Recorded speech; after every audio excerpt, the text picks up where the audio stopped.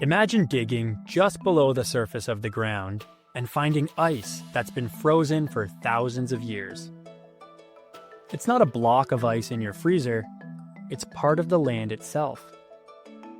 This frozen ground is called permafrost, and it covers nearly half of northern Canada, as well as parts of Alaska, Russia, and other cold regions. Permafrost is made of frozen soil, rocks, and organic matter. That means old plants and animals that never fully decayed because they froze instead. But here's the problem. The permafrost is melting. As the planet warms, this frozen ground is starting to thaw, and that's causing serious trouble.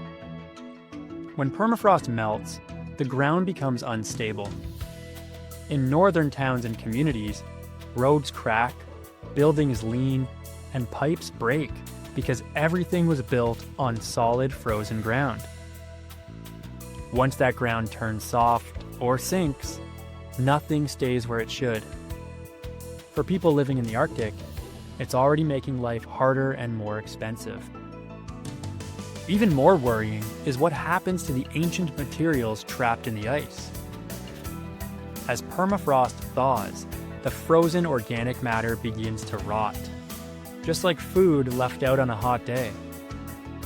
That process releases carbon dioxide and methane, which are both greenhouse gases.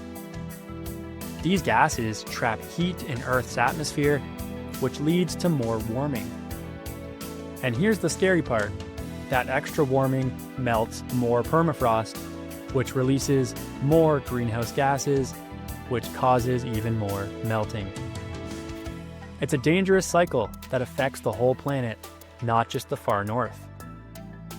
Scientists are trying to slow the damage. Some are designing buildings that float on top of the land to avoid pressure on melting ground. Others are planting trees or adding shade to reduce the sun's heat. But climate change isn't just a job for scientists. It's something we all have to act on, even if we live far from the Arctic. That's where your voice comes in. Even in places where the ground doesn't freeze, we can help by using less energy, reducing emissions, and raising awareness. Here's your writing challenge. You're going to write a persuasive letter to your local town council or community leader, like a mayor. Your goal is to explain what permafrost is and why they should care about it, even if you don't live in the far north. Start with a strong introduction that explains what permafrost is. Describe what happens when it melts and how that affects people, buildings, and the environment. Use facts from the article to explain why this is a serious problem. Then suggest at least one thing your community can do to help fight climate change, like planting trees, reducing energy use, or educating others. End your letter with a clear call to action.